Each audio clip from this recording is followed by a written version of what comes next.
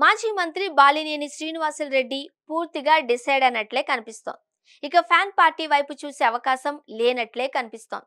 YCP అధినేత YS Jagan పైన, party chief సన్నిహితుడిగా ఉన్న చెవిరెడ్డి భాస్కర్ రెడ్డి పైన తీవ్ర విమర్శలు చేసి పార్టీకి పూర్తిగా దూరమైనట్లేనని చెప్పక తప్పదు. బాలినేని శ్రీనివాసులు రెడ్డి ఇటీవల జరిగిన ఎన్నికల తర్వాత వైసీపీని వీడి జనసేన పార్టీలో చేరారు.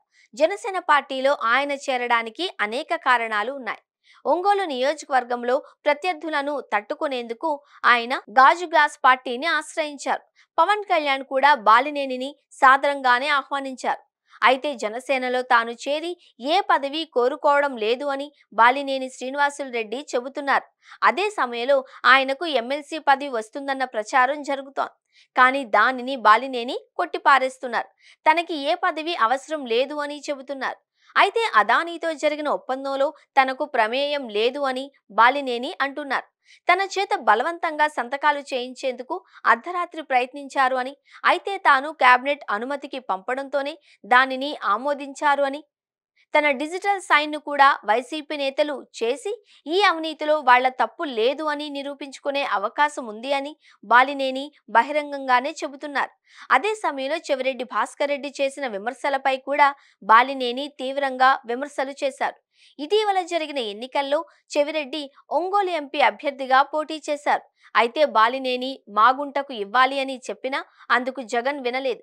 చెవిరెడ్డికి ఇవ్వడంతో బాలినేని అయిష్టంగానే ఒప్పుకున్నారు. చివరకు చెవిరెడ్డి ఓటమి పాలయ్యారు. అయితే ఈ విషయంలో చెవిరెడ్డి మీద తీవ్ర స్థాయిలో బాలినేని విరుచుకుపడ్డారు. అదానీతో ఒప్పందానికి తనకు ఎలాంటి సంబంధం లేదు అని తేల్చి చెప్పడంతో పాటు జగన్ వైపు వేలెత్తి చూపారు.